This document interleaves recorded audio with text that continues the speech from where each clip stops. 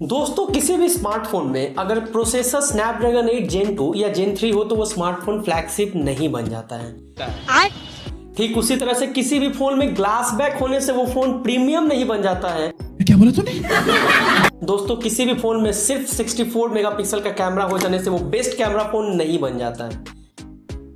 अरे कहना क्या चाहते हो? तो आखिर वो कौन कौन से स्पेक्स है जिसको आपको ध्यान में रख करके फोन खरीदना चाहिए। अगर आपका बजट 10,000 है या 15,000 या 20,000 या फिर 30,000, तो जब आप फोन खरीदने जाते हैं तो आप मेक श्योर करते हैं कि आप बेस्ट स्मार्टफोन ही खरीदे अपने बजट में रहकर। तो दोस्तों आज मैं लेकर आया हूं एक ऐसा वीडियो जिसमें मैं आपको बताऊं कि आप 10,000, 15,000, 20,000 या 30,000 के बजट में रखकर आप जिस भी बजट में फोन खरीदने की सोच रहे हैं उस बजट के स्मार्टफोन के अंदर आपको कौन कौन से स्पेक्स को ध्यान में रखना चाहिए। इसके अलावा इसमें मेरे कुछ सजेशंस भी रहेंगे जो आपको फोन्स खरीदने में काफी हेल्प करेगी।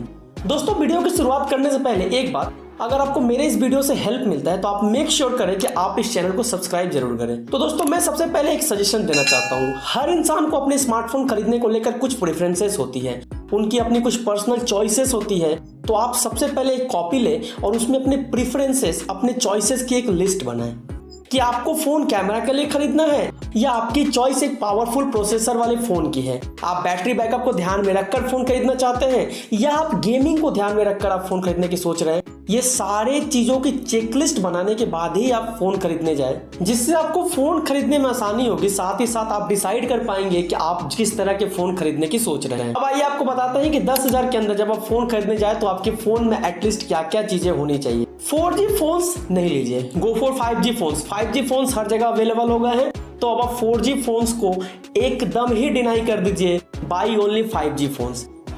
मिनिमम 128 GB का स्टोरेज होना चाहिए 6 GB रैम के साथ, और जो स्टोरेज टाइप होगा वो आपका UFS 2.2 होना चाहिए।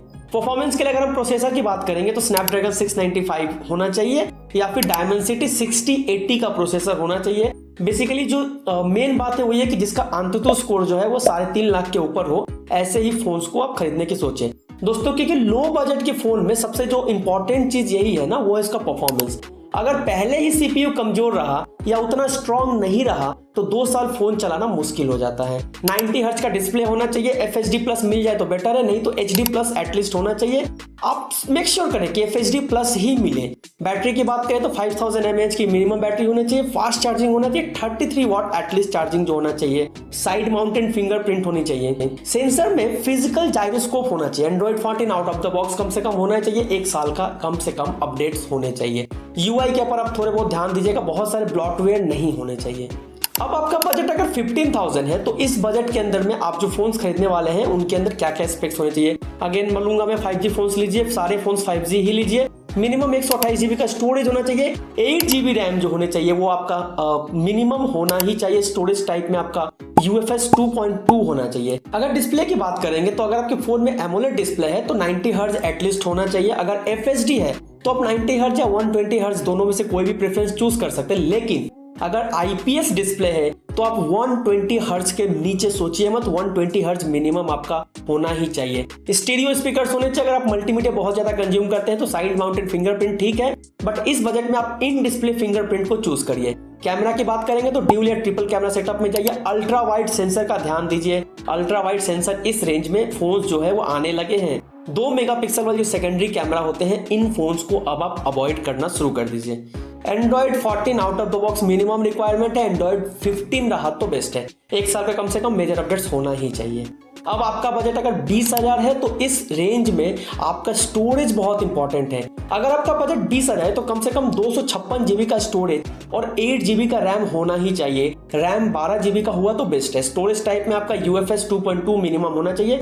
15,000 20,000 दोनों ही बजट में UFS 2.2 के ऊपर आप ध्यान दीजिएगा।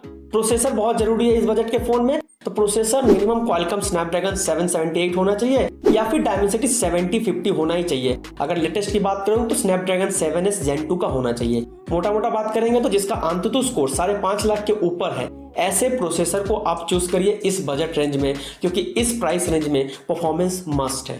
फास्ट चार्जिंग बहुत इंपॉर्टेंट सेगमेंट बन जाती है। यहाँ पे आपको 65 वाट के मिनिमम चार्जर के साथ जाना चाहिए, फास्ट चार्जिंग होना चाहिए। Android 14 का आउट ऑफ द बॉक्स होना चाहिए। और दोस्तों इस रेंज में, इस बजट रेंज में 2 इयर्स का मेजर अपडेट्स और 3 साल के सिक्योरिटी अपडेट्स होने ही चाहिए। ड्यूल या ट्रिपल कैमरा सेटअप हो सकता है। अल्ट्रा वाइड सेंसर अब आपका मस्ट हो जाता है। अब आप अल्ट्रा वाइड सेंसर के बिना जो है वो कैमरा फोन मत लीजिए।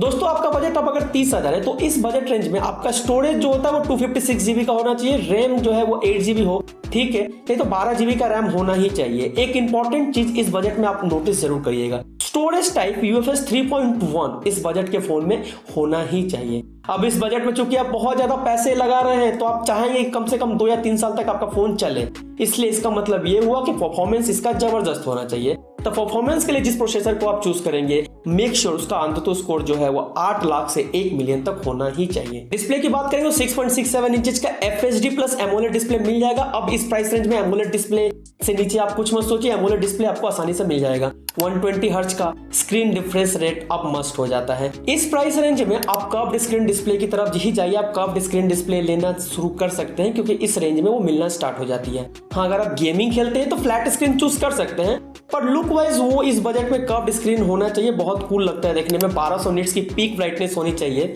दोस्तों और एक बात है, इस बजट रेंज में जो है, जिस तरह से मैंने बात की कि एमोलेड डिस्प्ले होना, हाँ बहुत आम बात है, ये चीज आसानी से मिल जाती है, लेकिन कुछ कुछ फोन्स में 1.5K रिजोल्यूशन वाला जो है वो डिस्प्ले आ रहा है। तो जिस फोन में 1.5K रिजोल्यूशन आ रहा है, आप इस चीज को प्रेफरेंस देना स्टार्ट कीजिए, इस डिस्प्ले वाले को आप चूज करिए। हाँ, अगर आप बहुत ज्यादा मल्टीमीडिया कंज्यूम करते हैं तो डॉल्बी एटमॉस, डॉल्बी विजन होना चाहिए, क्योंकि मल्टीमीडिया के लिए तो ये सब बहुत जरूरी होती है। अब आती है ड्यूरेबिलिटी की बात। ड्यूरेबिलिटी होना बहुत जरूरी है इस प्राइस रेंज में। तो आप जिस फोन को चूज कर रहे हैं उसमें ग्लास बैक होना ही चाहिए। वैसे बहुत सारे डिफरेंट मटेरियल्स वाले भी बैक आने शुरू हो गए हैं, पर आप उनमें से किसी को मत चूज कीजिए, सिर्फ ग्लास बैक को ही प्रेफर करें। कैमरा सेंसर क्या रहा, कैमरा क्वालिटी भी अच्छी होनी चाहिए। अल्ट्रा वाइड तो मस्ट हो चुकी है, अब तक अल्ट्रा वाइड के साथ साथ टेलीफोटो भी होना चाहिए इस प्राइस रेंज में, यानी कि जब आप 2x या 3x का ऑप्टिकल जूम करेंगे तो you can actually see the difference. अब दोस्तों इस प्राइस रेंज में अगर आपको वीडियो शूट करना है तो वीडियो शूट 4K में होना चाहिए। 4K एट 30 FPS पर वीडियो शूट होना चाहिए। 1080p ठीक है, पर go for 4K। Wireless charging मिला तो बढ़िया है, नहीं मिला तो वायर्ड चार्जर में फास्ट चार्जिंग 65 वाट का या 80 वाट का होना चाहिए। IP certification, IR blaster, NFC, ये सब पर आप ध्यान दे दीजिएगा। बैटरी मिनिमम जो है 5000 mAh की रिक्वायरमेंट होनी ही चाहिए।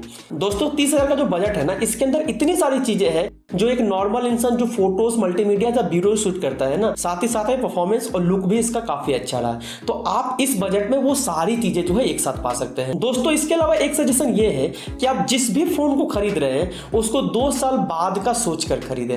एटलीस्ट आप 1.5 साल से 2 साल तक उस फोन को यूज करिए, क्योंकि आजकल जो फोन आ रहे हैं ना वो इतने दिन तो चलते ही हैं। जल्दी जल्दी में फोन चेंज मत करिए। तो दोस्तों आज के लिए बस इतना ही। हम आशा करते हैं कि आपको हमारा ये एफर्ट्स पसंद आया होगा, तो जल्दी से आप इस वीडियो को लाइक कर दीजिए और इस वीडियो को हर जगह शेयर कर दीजिए उन सारे लोगों के साथ जो 2024 में फोन खरीदने की सोच रहे हैं। इसके अलावा अगर आपको कोई सुझाव देना है या कोई सवाल करना है तो आप कमेंट बॉक्स में जो है वो पूछ सकते हैं। ऐसे ही कंटेंट के लिए जल्दी से चैनल को सब्सक्राइब कर लीजिए। बहुत सारे इंटरेस्टिंग वीडियोस हम आपके लिए लेकर आ रहे हैं। मिलते हैं अगले वीडियो में, तब तक ले जय हिंद।